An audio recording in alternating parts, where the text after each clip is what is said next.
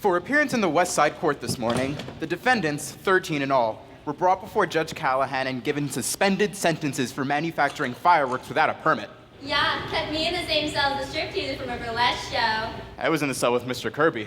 My, was he mad. Mrs. Kirby and the stripteaser, they were fighting all night. Sure is a whole lot about Mr. Kirby in here. Anthony W. Kirby, head of Kirby & Co., 82 Wall Street, who was among those apprehended, declared he was in no way interested in the manufacture of fireworks, but refused to state why he was on the premises at the time of the raid. Mr. Kirby is a member of the Union Club, the Racket Club, the Harvard Club, and the National Geographic Society. My, he certainly is a joiner. All the rich men are up to something. Suppose after all this, Mr. Tony ain't ever gonna marry Miss Alice. Huh. No, sir. And it's too bad, too. Miss Alice sure loves the boy. What you wanna go away for? Where's she going? I don't know, mountain someplace. But she's going all right, no matter what they say. I know Miss Alice when she gets that look in her eye. Too bad, ain't it? Sure is. Not even a balloon left. Look. How's your hand, Mr. DePinna? Any better? Yes, it's better. Say, is there any more olive oil left out there? It's in the salad bowl. Thank you.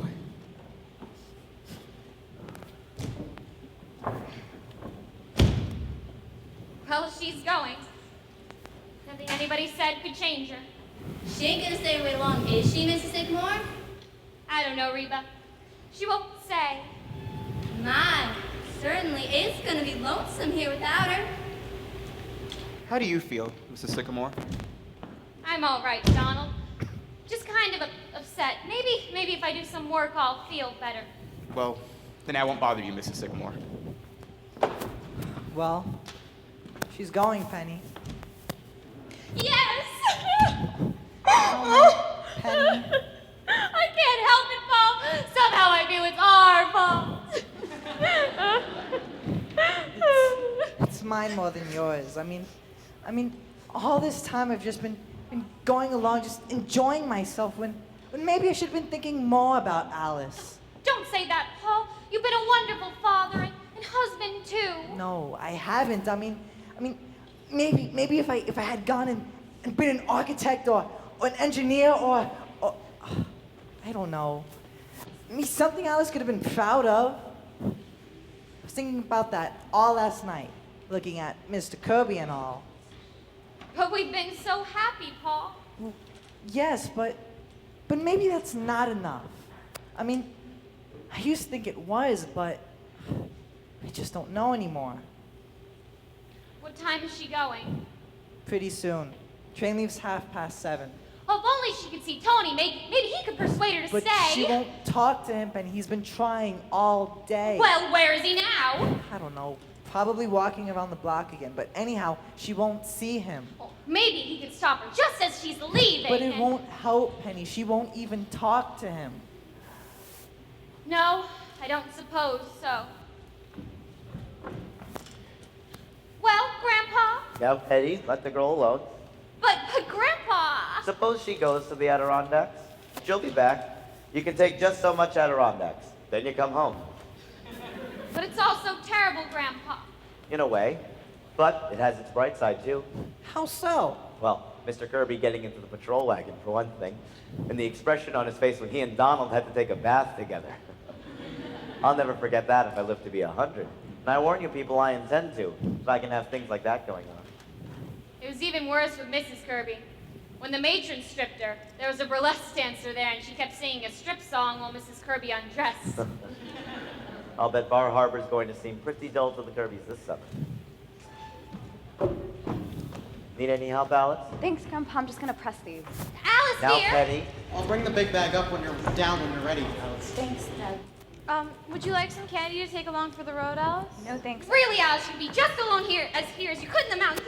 You would stay in your room all the time and no one would bother you. No, Mother. I need to be by myself, away from everybody. I love you all, you know that, but I have to be on my own. It'll be all right. Father, did you phone for a cab? No, I didn't know you wanted one. I thought I told Mr. DePinna to tell you, Paul. Didn't he tell you? He told me, but I forgot. I wish I lived in a family that didn't always forget everything. that behave the way other people's families do. I'm sick of cornflakes and Donald and just everything. Why can't we be like other people's families with roast beef and 2 green vegetables and doilies on the table? A place you can take your friends to without... Ugh. I'll see if I can do anything. Oh, Tony! Thank goodness you're here! Alice is in the kitchen! Go to her! Thank you. Alice, you're not being fair. Let me talk to you. Tony, it's no use. Alice, just let me talk to you. Where did they go? Upstairs. She walked right out the minute he came in. Knock the olive oil right out of my hands. I'm going to smell kind of fishy. Say, how are you feeling, Mr. DePinna? Hand still bothering you? No, it's better. Everything buns up, huh? Yeah. And my Roman costume, too. Told you there was a bright side to everything. I'll accept my 23 years back income tax. You know, I get another letter every day. What are you going to do about that? Well, I had a kind of idea yesterday. It may not work, but I'm trying it anyhow. What is it? Good evening, everybody. Oh, Mr. Kolonkov. Why, Mr. Kolonkov? Forgive me, the door was open. No, come right in. You will excuse my coming today. I realize you're all upset. It's all right, Mr. Kolonkov. I don't think I can take a lesson today, Mr. Kolonkov. I don't feel up to it. Well, But do stay to dinner, Mr. Kolonkov. We've got all that food out there, and somebody's got to eat it. I will be happy to, Madam Sycamore. Fine. Thank you. Now, I wonder if I know all of you well enough to ask of you a great favor. Why, of course. What is it? You have heard me speak of my friend, the Grand Duchess Olga Katrina? Yes. She's a great woman, the Grand Duchess. A cousin of the Tsar. But today, she's a waitress at Child's Restaurant, Times Square. Yes, I know. If there's anything at all we can do. Well, the Grand Duchess has not had a good meal since before the Revolution. She must be hungry. Yes, and not only is it her day off, Thursday, but it is also the anniversary of Peter the Great, a remarkable man. Oh, yes. You don't mean to tell me you want the Grand Duchess to come to dinner? Well, we'd be honored. Oh, yes. In the name of the Grand Duchess, I think. Oh, well, this is wonderful. Where is she now? She is outside in the street waiting. I'll bring her in. Yes. Ed, straighten your tie. Essie, your dress. Well, how do I look, all right? You know, if this keeps on, I want to live to be 150. The Grand Duchess, Olga Katrina. Your Highness, permit me to present Madam Sycamore. Madam Carmichael. Grandpa. How did you know? Mr. Sycamore, Mr. Carmichael, and Mr. Dickens. All right now, Mr. DePinna. So please sit down, Your Highness. Oh, thank you. You are most kind. Oh, well, we're happy to receive you, Your Highness. I am most happy to be here. How soon is dinner? Very soon. Dinner will be very soon, Your Highness. I do not mean to be rude, but I must be back at your restaurant by 8 o'clock. I'm substituting for another waitress. I will make sure you're on time, Your Highness. Thank you, Kolonkov. Say, Highness, I think you waited on me at Child's once, the 72nd Street place. No, that was my sister. The Grand Duchess Natasha. I work in Times Square. Wow, quite a lot of your folks living over here now, aren't there? Oh, yes, many. My uncle, the Grand Duke Sergei, he is an elevator man at Macy's. Oh, very nice man. And my cousin, the Prince Alexis, he will not speak to the rest of us because he works at Hattie Carnegie. He is in ladies' underwear. That explains it. When he was selling hot dogs on Coney Island, he would speak to you. Kolonkov, our time is coming. My sister Natasha is studying to be a manicurist. Uncle Sergei, they have promised to make floor walker. And next month, I get transferred to the 5th Avenue Child. From there, it is only a step up to traps. Wow. Then we will see what Prince Alexis says. I think you've got him. You were telling me?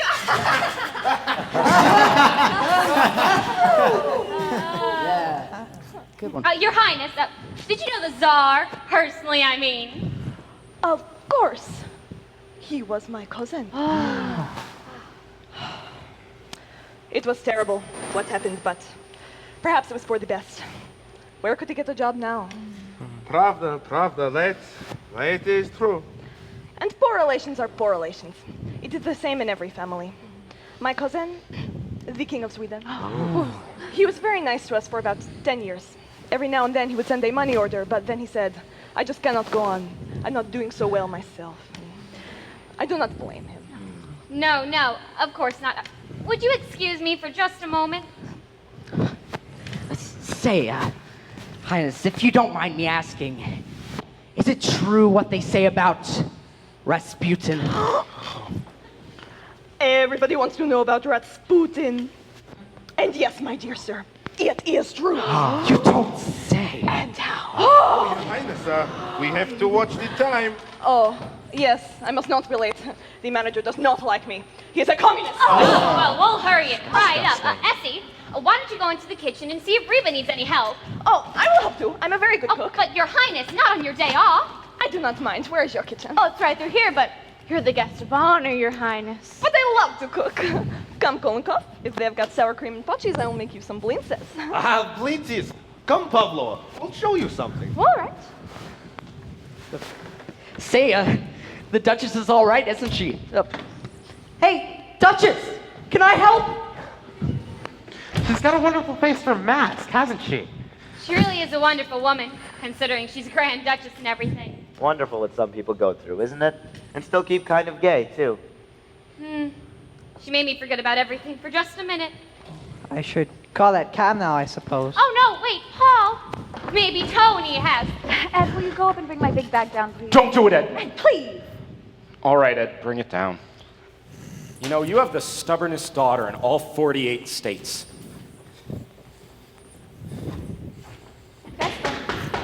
That must be the cab. If it is, it's certainly good service. Is Tony here, Alice? Yes, he is. Come on in, Mr. Kirby. Good evening, Mr. Kirby. Ah, good evening. What can we do for you? Forgive the intrusion. Tony, I want you to come home with me. Your mother is very upset. All right, Father. Goodbye, Alice. Goodbye. I need hardly say that this is as painful to Miss Kirby and myself as it is to you people. And I'm sorry, but I'm sure you understand. Well, yes. And in a way, no, I'm not the kind of person who tries to run other people's lives, but the fact is, Mr. Kirby, I don't think these two young Grandpa, people will you aren't please just talking to not do Mr. this? Kirby, dear. A cat can look at a king, can't he? Oh, you want me to do that for you, Alice? No, thanks, Mother. You got some time before the train leaves, Alice. Will you send a cab to 761 Claremont right away, please? Yes, thank you. Oh, Alice. Father? Are you ready, Tony? Now, Mr. Kirby, I suppose after last night, you think this family is kind of crazy. No, I would not say that. Although I'm not accustomed to going out to dinner and spending the night in jail. Well, you've got to remember, Mr. Kirby, you came on the wrong night. Now come tonight and I'll bet nothing will happen at all. Maybe. Mr. Vanderhoff, it was not merely last night that convinced Miss Kirby and myself that this engagement would be unwise. Father, I can handle my own affairs. Now, Alice, for the last time, will you marry me? No, Tony. I know what your father's saying, and he's right. No, he's not. Alice, you're not marrying this boy because we're the kind of people we are. Grandpa. I know you think that the two families wouldn't get along. Well, maybe they wouldn't. Who's to say that they're right and we're wrong? Grandpa, I didn't say that. I only feel What I feel is that Tony's too nice of a boy to wake up 20 years from now with nothing in his life but stocks and bonds. How's that? Yes, mixed up and unhappy, the way you are.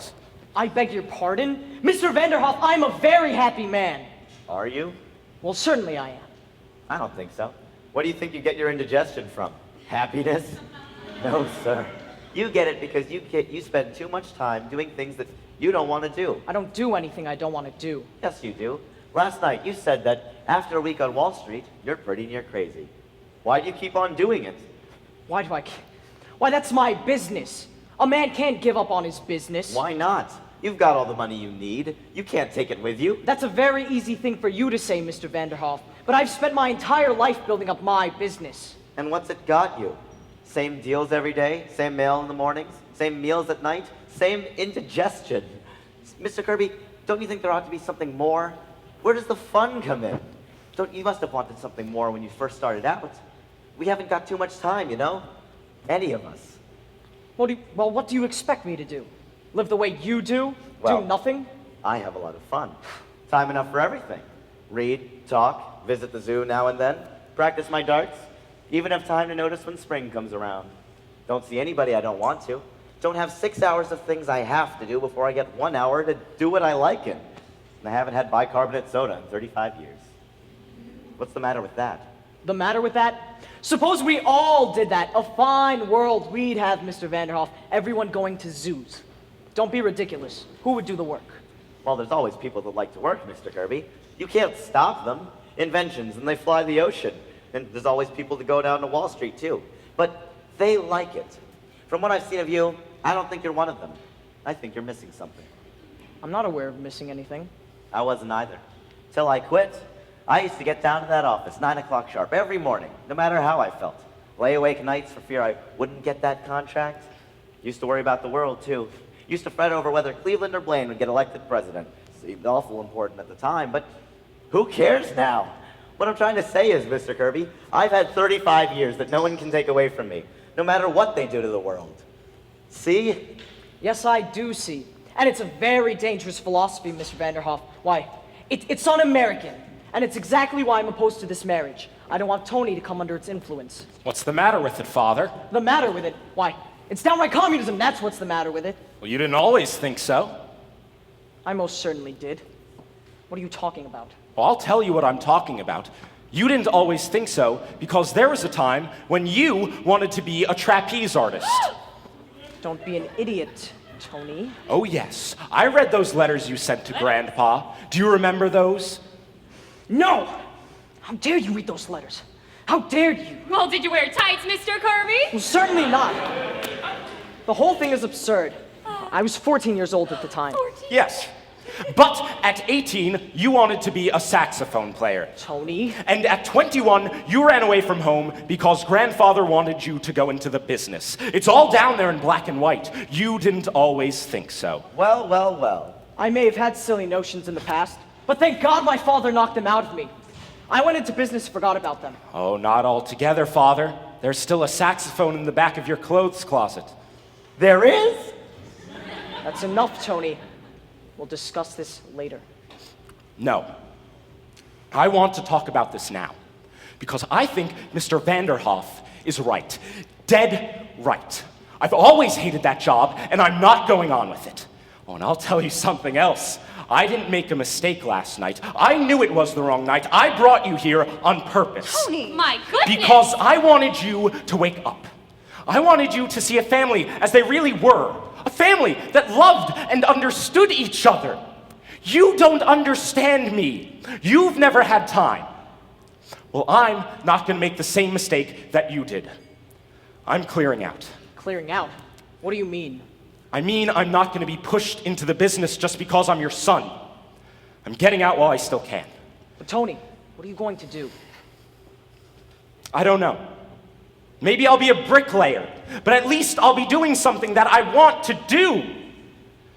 That must be the cab. Ed, can you ask him to wait a minute? Grandpa. Do you mind, Alice?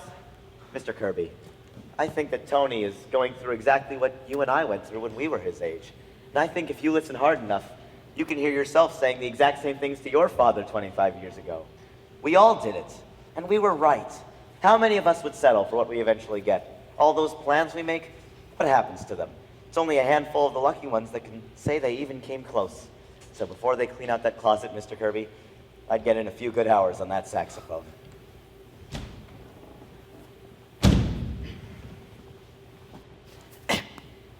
I beg your pardon, but before I make the blintzes, how many will there be to dinner? Your Highness, may I introduce to you Mr. Anthony Kirby and Anthony Kirby Jr.? How's that? How do you do? Now, before I make the blintzes, how many will there be to dinner? Oh, I'd make quite a stack of them, Your Highness. Good. Never can tell. Good.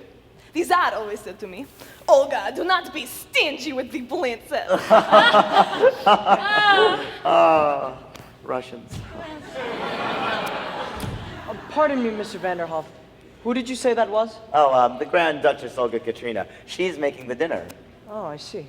Speaking of dinner, Mr. Kirby, why don't you and Tony both stay for dinner tonight? Oh, yes, please stay, Mr. Kirby. We have all the food we were going to eat last night. Well, tonight. It's going to be a wonderful meal, Mr. Kirby. And it'll give us a chance to sort of get acquainted. How about it, Father? Are we staying for dinner? If you wouldn't mind, Tony. I'd like to very much. Now, if Alice will just send away that cab. How about it, Alice? Looks like it's going to be a good crowd tonight. Don't you think you ought to stay for dinner? I'm staying, Alice. I think it's about time the two families got to know each other. Mr. Kirby, Tony, oh, Tony. Darling. Grandpa, you're wonderful. I've been telling you that for years. Grandpa, another letter came for you. Another It was letter? in the icebox. I see that. How do you do, Now, Mr. if Kirby? you'll just step into my office, I'd like to do a little dictating. Oh, I better go tell the cat. Well, well, well. What is it, Grandpa? It seems the United States government apologizes. I don't know him a nickel. It looks like I died 8 years ago. What do they mean, Grandpa? Remember the milkman we buried under my name? I just told the government that they'd made a mistake, that I'm actually Martin Vanderhoff Jr. They say they're very sorry, and I may even get a refund. My grandpa, you old crook. Sure. Oh, pardon me, Mr. Vanderhoff, but how did you say you escaped income tax? Tonight, my friends, you are going to eat. Hello there, my friend. How do you do? Oh, very, very good. Thank you. What is it? He's relaxing. That's right. Play something, Ed. So glad you decided to change Get your over here, mind. Mr. Kirby. Everything will be ready in a minute. You can sit down. Come on now, dinner's ready, everybody. Come on now, After Effie. you. Mr. Kirby. So, how are the Adirondacks, Miss Sycamore? Oh, shut your face. I hope you don't have to suggest it, Mr. Kirby. Oh, I haven't gone. Come, Father, sit down. Here. Oh, Come on, never Mr. mind. Kirby.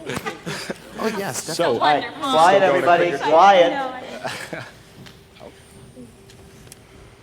Well, sir, here we are again. We're still getting along pretty good, and we're much obliged. Looks like Tony and Alice are going to get married. They're going to be very happy together. Of course, the fireworks blew up, but that was Mr. DePinna's fault, not yours. All we want to do is keep our health and go on and be happy in our own sort of way. But as far as anything else is concerned, we'll leave it to you. Thank you. Oh, we have roast goose tonight, Mr. Kirby. I always thought Favorite. you know, So exciting. and a good thing, too.